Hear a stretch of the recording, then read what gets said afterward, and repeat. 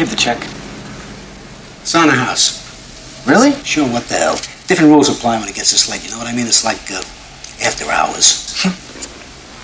Thanks, Peter. Sure, Marcy. Have a good evening. In the mid-1980s, Martin Scorsese's career hit a snag. After starting the decade off with the huge critical success Raging Bull, Scorsese's next film, The King of Comedy, was misunderstood and panned.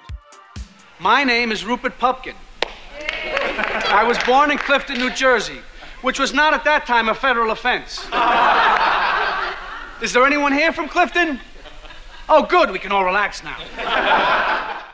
In 1983, after releasing The King of Comedy, Scorsese got down to work on a, no pun intended, huge passion project. For years, he dreamt of turning the Greek novel, The Last Temptation of Christ, into a feature film. Making The Last Temptation of Christ would take a whole lot of capital that Scorsese had accrued over a pretty unrivaled creative run in the 1970s and early 1980s. However, as the budget went up and Christian groups began protesting, Paramount got cold feet and pulled out of the production, leaving it in limbo. Thus began a torturous period of waiting, with Scorsese looking around for another studio. In the breach, Amy Robinson, whose career was started with Mean Streets, gave him a screenplay for a black comedy she wanted to produce with her partner Griffin Dunne. This project was After Hours, the film we are discussing tonight. This is one of the forgotten films that Scorsese directed. It is definitely overshadowed by Raging Bull and Last Temptation of Christ. On our wedding night, I was a virgin. And we made love. You've seen the film, haven't you? The Wizard of Oz? Yeah, I've seen it. Well, when we made love, whenever he, when he came, he'd just scream out, "Surrender, Dorothy." It fits into a subgenre of 1980s movies called the Nightmare Yuppie Cycle. These movies combine the screwball comedy with elements of neo-noir. Griffin Dunne stars as Paul Hackett, who is quite the yuppie. He works in an office day in and day out, doing data entry into a very 1980s computer. At a coffee shop, he meets a young woman named Marcy who flirts with him and gives him the number to an art studio she implies she's staying at. Marcy is played by Rosanna Arquette. Are you all right? Where are those plaster of Paris paperweights anyway? I mean, that's what I came down here for in the first place. Well, that's not entirely true. I came to see you. But where are the paperweights? That's what I want to see now. What's the matter? I said I want to see a plaster of Paris bagel and cream cheese paperweight. Now cough it up. Right now? Yes, right now. From then on, Paul is thrown into a black comedy labyrinth, otherwise known as Soho, where things keep going wrong. He is tested, and again and again and again, he fails. And in some ways, it's almost like he's the anti-Jesus. A man who fails every moral test and gives in to every temptation. Would you just give me a goddamn token? No, goddammit, I cannot give you a token. Those tokens are $1.50. I can't sell for 97 cents. We lose money that way. All right, there's the train. There's the train. Come on, give me a token. Come on.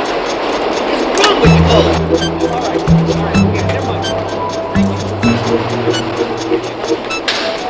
Can I help you? Yeah, I wanted to take the express, and that was a local. I mean, hey, the other way around. He deals with suicide, crime, Cheech and Chong, and is persecuted by a mob. The film also stars Catherine O'Hara, Linda Fiorentino, Will Patton, Terry Garr, and of course, Cheech Marin and Tommy Chong. I have had a terrible, terrible night. Do you understand? I'm just trying to entertain you. I don't want any entertainment. I'm sorry I did that. I'm sorry. I'm under. Oh, God. The original screenplay was written by a very young screenwriter, Joseph Minion, who was 26 at the time it was released. He had written it, originally called Lies, for a class at Columbia. The bohemian Soho lifestyle, filled with artists, frustrated creatives, and a true 1980s style, rampant crime, is juxtaposed to the gray, boring office yuppie life that Paul Hackett has during the day. The endless loop is punctuated by the beginning and ending being exactly the same. Once the night has drained everything out of Paul, he is deposited back on the steps at work, again to begin the day over. Scorsese put his own frustration, with studios just stringing him along, into the dialogue and the general feel of the film. May I enter? I can't let you in at the moment. Will it be possible to be admitted at a more convenient time for the club? It is possible, but not at the moment.